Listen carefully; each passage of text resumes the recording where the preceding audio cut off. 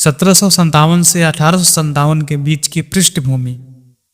भारत की मिट्टी हमेशा से उर्वरक रही है, सिर्फ अनाज के लिए नहीं, क्रांति के लिए भी। पर हर क्रांति के पीछे कुछ अनकहे जख्म होते हैं, कुछ टूटती उम्मीदें होती हैं और कुछ जहर घुले बीज होते हैं। 1857 की क्रांति का बीज एक दिन में नहीं पड़ा था। यह वह बीज था जो 100 साल से अंग्रेजों की चालबाजी, लूट और अपमान से धीरे धीरे पनप रहा था। जब अंग्रेज सबसे पहले भारत आए तो वे सिर्फ व्यापारी थे। 1600 में इंग्लैंड की रानी ने अनुमति लेकर ईस्ट इंडिया कंपनी बनाई गई कि भारत से मसाले, रेशम और कपड़ा खरीदा जा सके। लेकिन 1757 के प्लासी युद्ध में बंगाल के नवाब सिराजुद्दौला को हराकर कंपनी ने पहली बार तलवार चलाई और फिर व्यापार को राज में बदल दिया। अंग्रेजों ने भारतीय राजाओं को एक एक कर हराया, बक्सर, मैसूर, मराठा, सिख और फिर अवध तक। वे लड़ाई नहीं, चाले खेलते थे। जहां युद्ध नहीं हुआ वहां डॉक्ट्रिन ऑफ लैम्स नाम नीति लाई, जिसके तहत जिन राजाओं का कोई असली उत्तराधिकारी ना हो उनकी रियासत जब्त कर ली जाती। झांसी भी इसी नीति की शिकार बनी। ब्रिटिशों ने जमींदारी प्रथा लागू की, जहां एक जमींदार पूरे गांव से कर वसूलता और कंपनी को देता। जो किसान कभी अपनी जमीन के मालिक थे अब वो गुलाम बन गए। फसल अच्छी हो या बर्बाद, लगान देना ही पड़ता। जो नहीं दे पाते उनकी जमीन नीलाम कर दी जाती। कई किसानों ने आत्महत्या की, कई अपराधी बन गए। गांव में भूख, पीड़ा और रोष का सन्नाटा था। वह सन्नाटा जो जल्द ही बगावत की चीख में बदलने वाला था। कंपनी की सेना में 85% सैनिक भारतीय थे, जिन्हें सिपाही कहा जाता था। लेकिन उन्हें अंग्रेज अफसरों से बेहद अपमानित व्यवहार सहना पड़ता।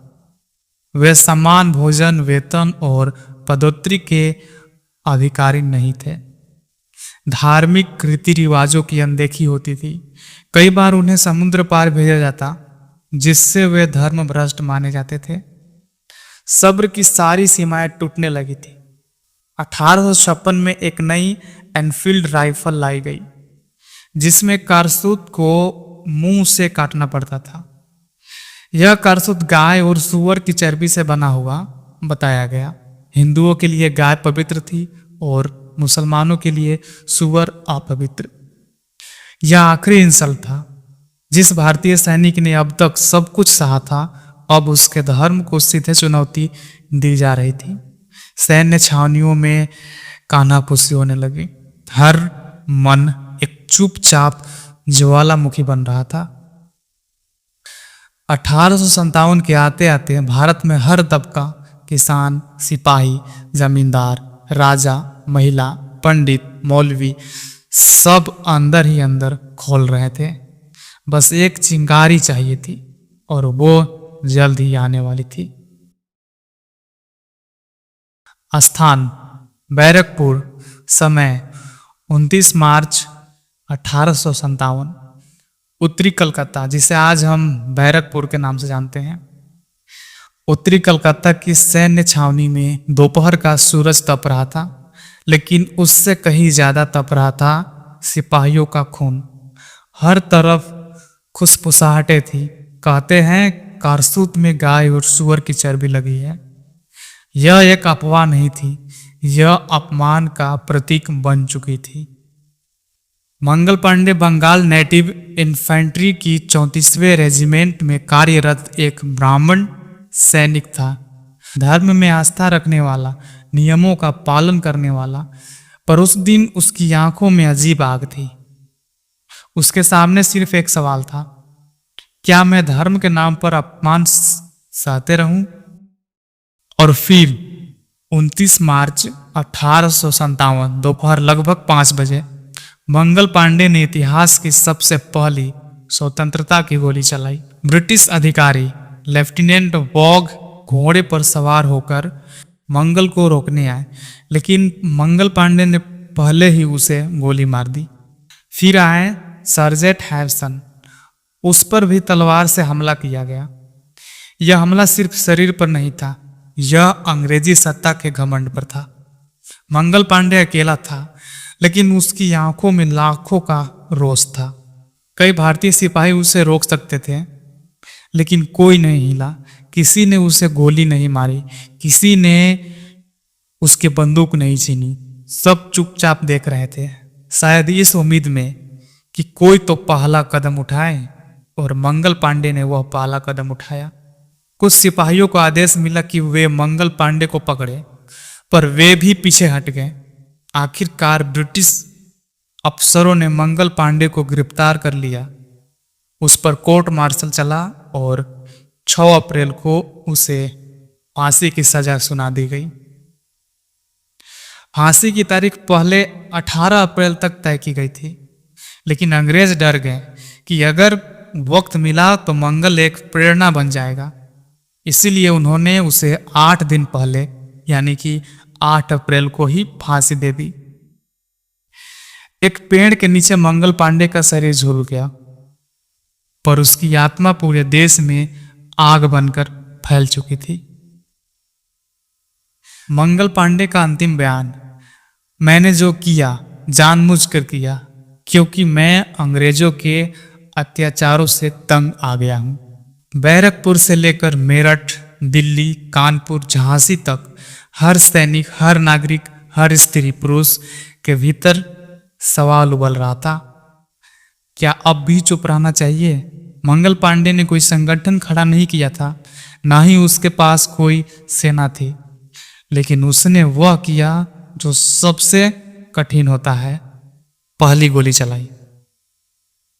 मेरठ की बगावत। दिनांक 10 मई 1857, स्थान मेरठ। मंगल पांडे की फांसी को अभी 1 महीना भी नहीं बीता था, लेकिन उसकी मौत का जिक्र हर बैरक, हर चाय की दुकान, हर गली में था। सिपाही चुप थे, लेकिन आंखों में गुस्सा साफ देखा जा सकता था। धार्मिक अपमान, जमीनी शोषण, अफसरों का अत्याचार। अब हर भारतीय सैनिक को लग रहा था कि यह अपनी मिट्टी नहीं रही। 9 मई की शाम मेरठ छावनी में 85 भारतीय सैनिकों ने अंग्रेज अफसरों द्वारा दिए गए चर्बी वाले कारतूस चलाने से साफ इनकार कर दिया। इसके बदले उन्हें कोर्ट मार्शल कर जेल में डाल दिया गया, बिना सुनवाई, बिना माफी। बाकी सैनिकों का मन उबल उठा। उस रात चुपचाप सबने एक निर्णय लिया, अब सिर्फ नौकरी नहीं जाएगी, अब मौत भी मंजूर है, लेकिन गुलामी नहीं। रविवार की सुबह थी, ब्रिटिश अफसर चर्च गए थे और यही समय चुना गया। शाम करीब 5 बजे सैनिकों ने एक साथ विद्रोह कर दिया। जेल के ताले तोड़े गए, उन 85 सिपाहियों को रिहा किया गया। अंग्रेज अफसरों के घर जलाए गए। घुड़सवार और पैदल सैनिकों ने मिलकर ब्रिटिश सेना पर हमला बोल दिया। कई अंग्रेज अधिकारी मारे गए, महिलाओं और बच्चों को बख्शा गया। मेरठ की फिजाओं में अब एक ही नारा था, मारो फिरंगी को। मेरठ की बगावत एक जगह रुकने वाली नहीं थी। सिपाहियों ने तय किया कि दिल्ली चलना है, भारत का दिल, भारत की पहचान। वो घोड़े दौड़ाते हुए दिल्ली पहुंचे। वहां अब भी बहादुर शाह जफर मुगल सल्तनत के अंतिम अवशेष के रूप में जीवित थे। हालांकि उनकी सत्ता नाम की रह गई थी, लेकिन प्रतीक वही थे।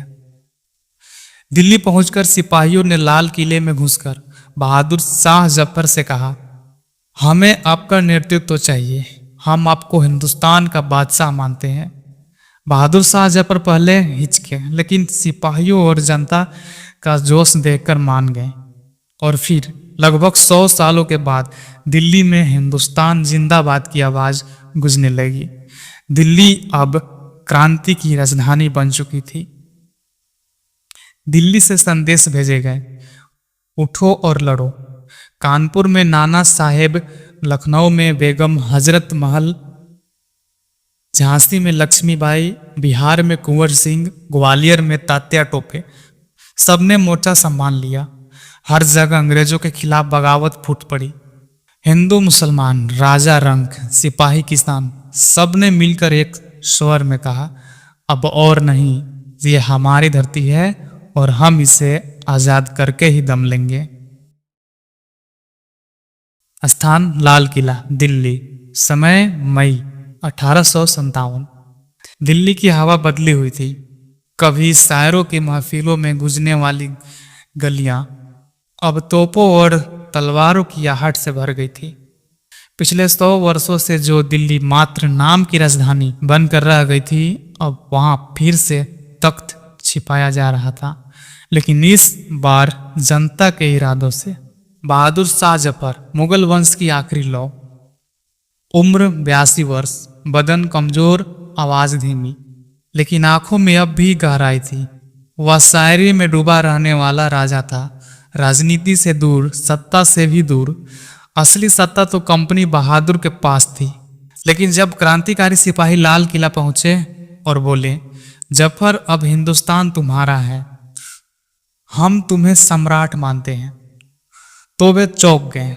उन्होंने कहा, मैं तो शायर हूं, इस बगावत का क्या करूंगा। पर सिपाहियों ने जवाब दिया, आप सिर्फ नाम दो, जान हम देंगे। 14 मई 1857। 14 मई 1857 को बहादुर शाह जफर को औपचारिक रूप से हिंदुस्तान का सम्राट घोषित किया गया। लाल किले में फिर से ढोल बजे, फरमान जारी हुए, दिल्ली की गलियां गूंज उठी, जफर जिंदाबाद, मारो फिरंगी को। बहादुर शाह जफर ने हिंदू और मुसलमान दोनों को साथ रखा। उनके दरबार में हिंदू सिपाही और मौलवी एक साथ बैठे। मंदिरों और मस्जिदों की रक्षा के आदेश जारी किए गए। एक नया नारा उभरा, धर्म नहीं, धरती खतरे में है। यह 1857 की सबसे सुंदर बात थी, एकता की। दिल्ली की क्रांति ने अंग्रेजों के होश उड़ा दिए। ब्रिटिश कमांडर जनरल एंसन ने कहा, अगर दिल्ली हाथ से गई तो पूरे हिंदुस्तान से हाथ धो बैठेंगे। उन्होंने तुरंत सेना भेजनी शुरू की, पंजाब से, मेरठ से, लुधियाना से। सितंबर तक दिल्ली चारों तरफ से अंग्रेजों की सेना से घिर चुकी थी। 8 जून से 20 सितंबर 1857 तक दिल्ली पर भीषण युद्ध चला। अंग्रेजों ने शहर को चारों ओर से घेरा, तोपें दागी गई, गोलियां चलाई गई, आम जनता मारी गई। भुखमरी, बीमारी, डर सब कुछ था। 20 सितंबर 1857 को लाल किला गिर गया। वह बूढ़ा सम्राट जो शायरी करता था, अब अंग्रेजों के सामने हथियार डाले खड़ा था। उसके 2 बेटों को अंग्रेजों ने खुलेआम चांदनी चौक में गोली मार दी। उसके पोते का सिर काटकर एक हाथ में रखकर उसे दिखाया गया।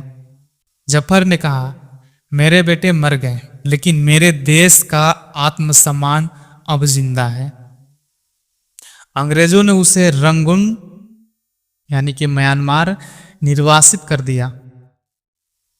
वहां 7 नवंबर 1862 को उसकी मौत हो गई, बेबस अकेले निर्वासन में। दिल्ली फिर अंग्रेजों के हाथ में चली गई, लेकिन अब कहानी बदल चुकी थी। किसी को अब अंग्रेजों से डर नहीं रहा था। हर गांव, हर किले में बगावत के बीज उग चुके थे। स्थान झांसी, कालपी, ग्वालियर। समय 1853 से 1858। जब पुरुष सत्ता झुक जाती है, जब तलवारें मौन हो जाती है, तब इतिहास एक स्त्री को चुनता है, और वो स्त्री रानी लक्ष्मीबाई थी। 19 नवंबर 1828 को बनारस में जन्मी एक बच्ची, नाम था मणिकर्णिका। पिता मोरोपंत तांबे मराठा थे। माँ बचपन में ही चल बसी। मनु को बचपन से घुड़सवारी, तलवारबाजी, युद्ध कौशल की शिक्षा मिली। बचपन से ही वो लड़कों के साथ अखाड़े में उतरती थी। न डर न शर्म, बस आत्मविश्वास।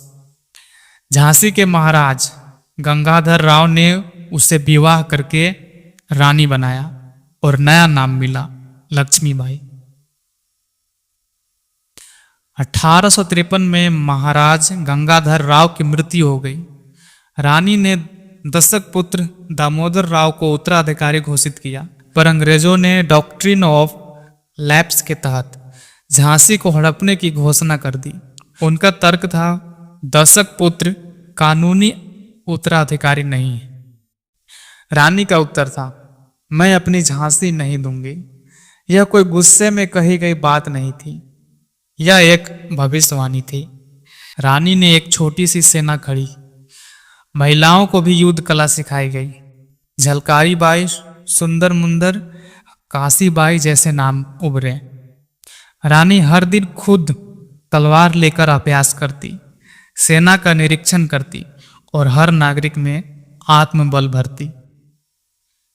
जब मेरठ और दिल्ली में बगावत भड़की, झांसी में भी विद्रोहियों ने अंग्रेजों को मार डाला और झांसी को स्वतंत्र घोषित कर दिया। रानी को झूठे आरोपों में फंसाने की कोशिश की गई, लेकिन जनता ने उनका साथ दिया। 1858 में अंग्रेजों ने झांसी पर हमला कर दिया। जनरल यूरोज की सेना ने शहर को चारों तरफ से घेर लिया। रानी ने किले के भीतर से अंग्रेजों को रोके रखा। 3 सप्ताह तक झांसी की सीमाएं नहीं टूटी। रानी स्वयं घोड़े पर बैठकर युद्ध करती रही। झलकारी बाई ने रानी का रूप धारण कर सेना को भ्रमित किया और खुद को बलिदान कर दिया। जब किला टूटने को हुआ, रानी ने दामोदर राव को पीठ पर बांधा और दुश्मनों को चीरते हुए किले से बाहर निकल गई। कालपी में रानी ने तात्या टोपे से मिलकर फिर सेना तैयार की। फिर वे ग्वालियर पहुंची और वहां की सेना को अंग्रेजों के खिलाफ कर दिया। ग्वालियर का किला कब्जे में लिया, लेकिन तभी अंग्रेजों ने भीषण हमला कर दिया। 18 जून की सुबह रानी पुरुषों के वेश में युद्ध कर रही थी। एक अंग्रेज सैनिक ने उसे घायल कर दिया। रानी ने अंतिम समय में कहा, मैं नहीं चाहती कि मेरा शरीर फिरंगी के हाथ लगे। उनके साथियों ने उन्हें पास के शिव मंदिर में ले जाकर चिता जलाई। रानी की अंतिम इच्छा पूरी हुई और इतिहास में अमर हो गई। एक स्त्री जिसने देश के लिए तलवार उठाई, जिसने बताया कि स्वतंत्रता की लड़ाई केवल पुरुषों का काम नहीं। लॉर्ड ह्यूज ने भी उनकी वीरता को स्वीकार करते हुए कहा, रानी लक्ष्मीबाई भारतीय विद्रोह की सबसे खतरनाक और प्रतिभाशाली नेत्री थी। स्थान कानपुर सद्दी चौरा घाट। समय जून जुलाई 1857। 1857 की गर्मी सिर्फ मौसम में नहीं थी, लोगों के दिलों में भी आग लगी थी। कानपुर एक महत्वपूर्ण सैन्य छावनी था। गंगा के किनारे बसा, व्यापारिक और सामरिक दृष्टि से बेहद अहम। यहाँ अंग्रेजों की अच्छी खासी तैनाती थी, परंतु लोगों के मन में अंग्रेजों के लिए केवल एक शब्द था, बदला। नाना साहेब पेशवा बाजीराव द्वितीय के दशक पुत्र थे।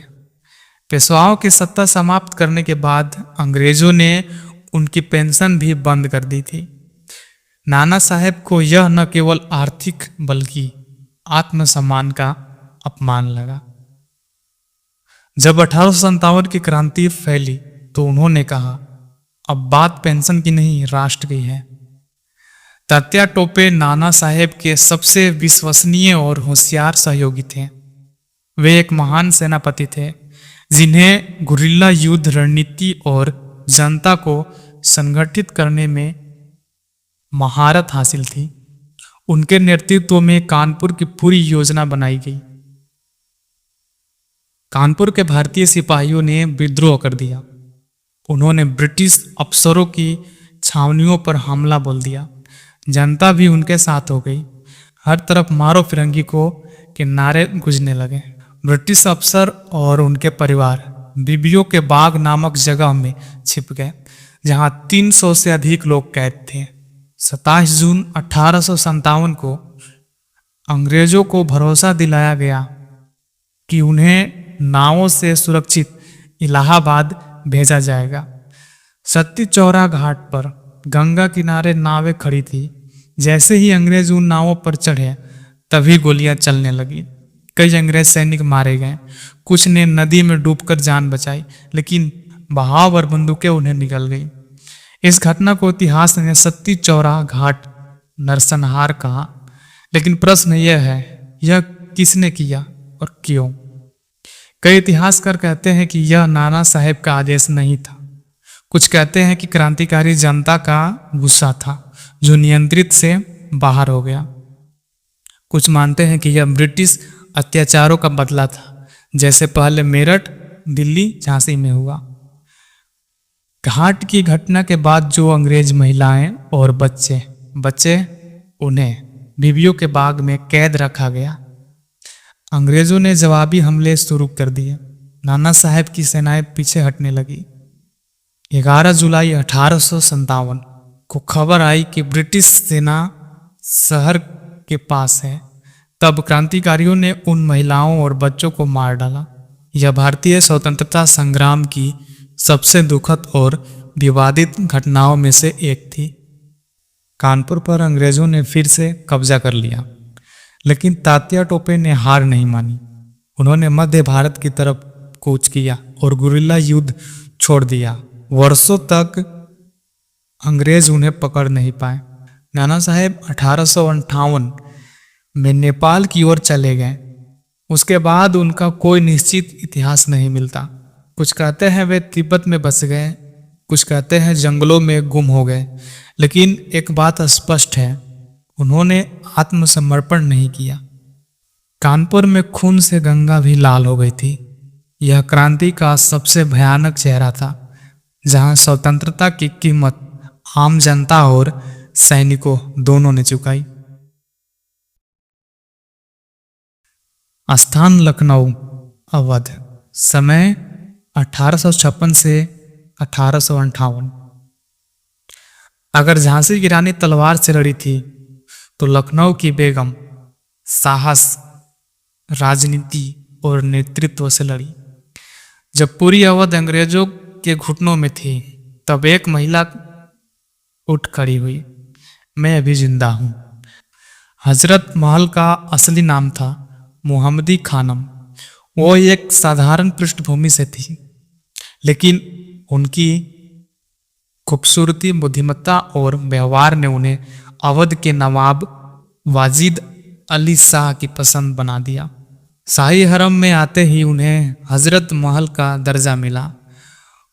उनके पुत्र बिरजीज कादर को नवाब घोषित किया गया और जब वाजिद अली शाह को 1856 में अंग्रेजों ने कलकत्ता निर्वासित कर दिया, तो लखनऊ की कमान बेगम हजरत महल ने अपने हाथ में ले ली। 1856 में ईस्ट इंडिया कंपनी ने अवध में प्रशासनिक भ्रष्टाचार का बहाना बनाकर नवाबी खत्म कर दी। लेकिन जनता जानती थी ये लूट थी। अवध जो कभी मुगलों का गौरव था, अब अंग्रेजों की बूटों तले था। इस अपमान से बेगम का खून खौल उठा। जब दिल्ली और कानपुर में विद्रोह हुआ, बेगम हजरत महल ने लखनऊ को क्रांति का अगला गढ़ बनाया। सैनिकों ने ब्रिटिश छावनी पर हमला किया। जमींदार, किसान, मौलवी, ब्राह्मण सब एक साथ उठ खड़े हुए। बेगम ने अपने पुत्र बिरजीज कादर को अवध का राजा घोषित किया। खुद राज्य की संरक्षिका बनकर शासन करने लगी। लखनऊ में अंग्रेजों ने रेजिडेंसी में पनाह ली। बेगम हजरत महल की सेनाओं ने उन्हें वहां घेर लिया। रूमी दरवाजा, बड़ा इमामबाड़ा, हजरत तंग, अलमबाग, हर गली रणभूमि बन गई। उनके सेनापति मौलवी अहमदुल्ला शाह, राजा जयलाल सिंह और बख्शी अली खान ने वीरता दिखाई। 1858 में लखनऊ पर अंग्रेजों ने भीषण हमला किया। बेगम हजरत महल की सेना ने बहादुरी से मुकाबला किया, लेकिन हथियार और रसद की कमी पड़ने लगी। कुछ रजवाड़ों और जमींदारों ने अंग्रेजों से मिलकर धोखा किया। लखनऊ एक एक कर हाथ से निकलने लगा। अंततः बेगम हजरत महल को अपने पुत्र बिरजीस कादर के साथ नेपाल भागना पड़ा। वहां उन्होंने निर्वासन में शेष जीवन बिताया, पर कभी आत्मसमर्पण नहीं किया। उनकी मृत्यु 1879 में नेपाल में हुई।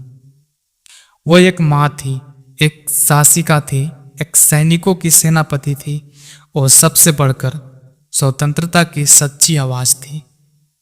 हमने सिर्फ अपने बेटे को राजा नहीं बनाया, अपने देश को आजाद देखना भी चाहा। बेगम हजरत महल। अध्याय 8। स्थान जगदीशपुर आरा बक्सर। समय अप्रैल नवंबर 1857। इतिहास ने कई सेना नायक देखे। 80 वर्ष की उम्र में तलवार उठाकर इंफीरियल ताकत से भिड़ने वाले योद्धा का नाम है बाबू वीर कुंवर सिंह। बिहार के जगदीशपुर जिला भोजपुर के राजा थे बाबू वीर कुंवर सिंह। उम्र थी लगभग 80 साल। शरीर कमजोर हो चला था, बाल सफेद थे, लेकिन आत्मा आग थी। 1857 की क्रांति जब दिल्ली, झांसी, लखनऊ तक फैल गई, तब बिहार भी कैसे चुप रह सकता था। कुंवर सिंह ने अपनी रियासत के सैनिकों को संगठित किया। बक्सर, आरा और आसपास के जिलों से जवानों ने जुड़ना शुरू किया। जब अंग्रेजों ने आरा में अपनी फौज भेजी, तो कुंवर सिंह ने अपनी वीर सेना के साथ लोहा लिया। छोटे हथियार लेकिन बड़ा हौसला, कम संख्या लेकिन विशाल आत्मबल।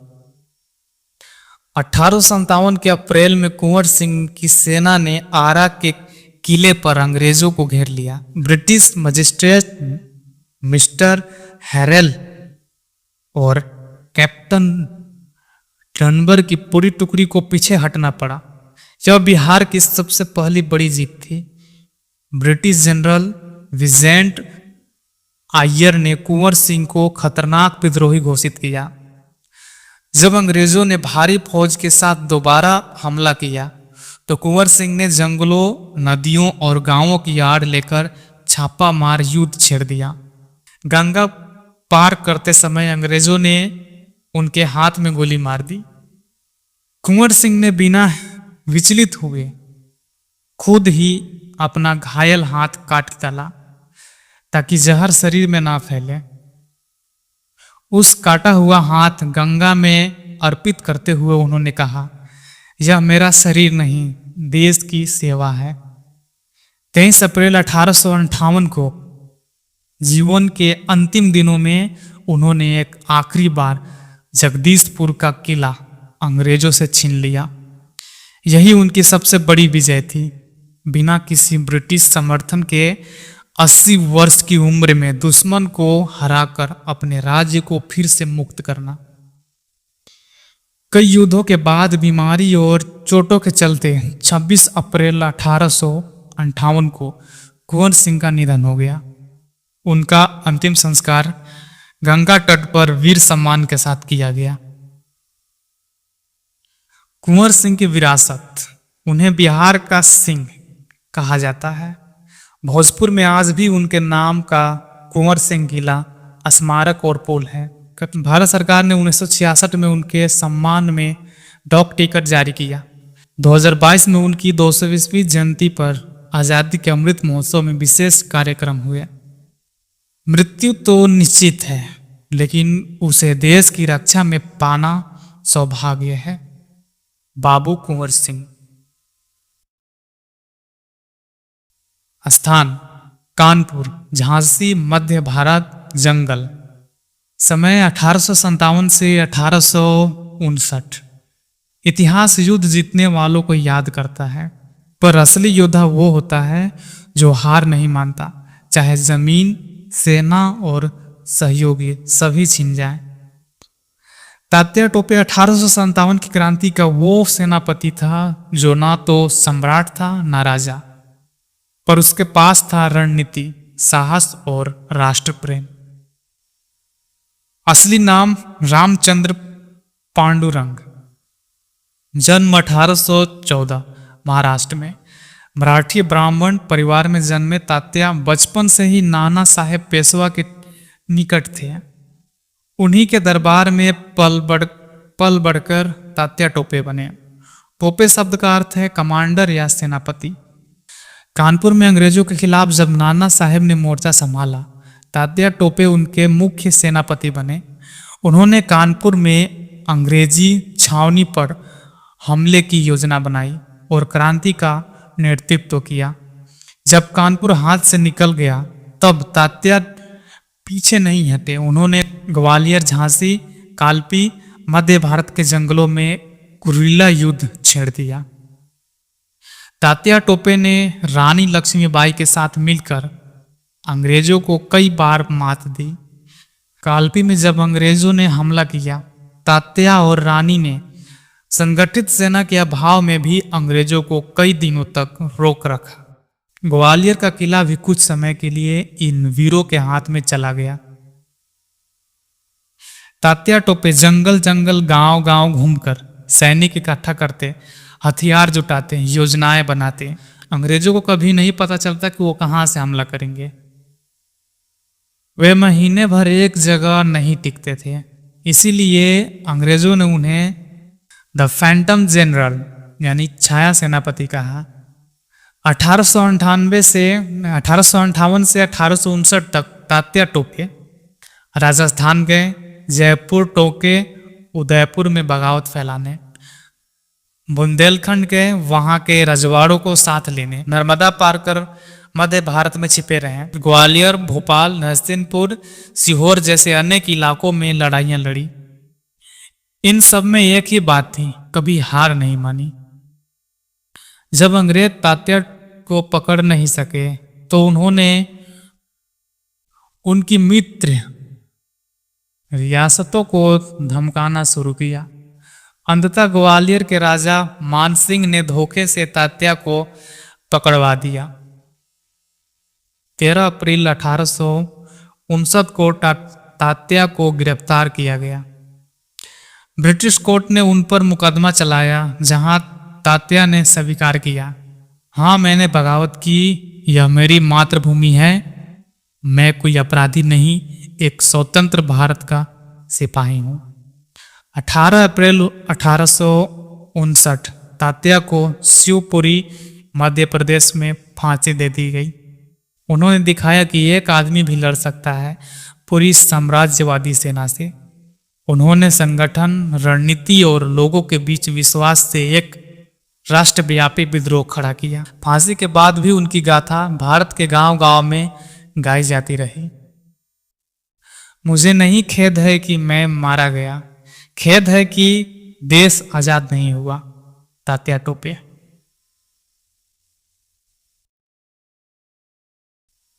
1857 का पर्दा गिरा, लेकिन कहानी यही नहीं रुकी। 1859 तक अंग्रेजों ने झांसी, लखनऊ, कानपुर, बिहार, दिल्ली, अवध हर मोर्चे को फिर से अपने कब्जे में ले लिया। रानी लक्ष्मीबाई वीरगति पा चुकी थी, कुंवर सिंह चल बसे, तात्या टोपे फांसी पर चढ़ा दिए गए, बहादुर शाह जफर निर्वासित हो चुके थे। क्रांति को कुचल दिया गया था, लेकिन उसकी राख में चिंगारियां बाकी थी। 1857 की क्रांति ने अंग्रेजी हुकूमत को हिलाकर रख दिया। इसका सबसे बड़ा असर हुआ ईस्ट इंडिया कंपनी का अंत। 1 नवंबर 1858 को ब्रिटिश संसद ने गवर्नमेंट ऑफ इंडियन एक्ट पारित किया। अब भारत की सत्ता सीधे ब्रिटिश सम्राट क्वीन विक्टोरिया के हाथ में आ गई। कंपनी के सारे अधिकार वापस ले लिए गए। ब्रिटिश क्राउन ने शपथ ली, अब से भारतीयों के धर्म, जाति और रीति में दखल नहीं होगा। लेकिन हकीकत सबको पता थी,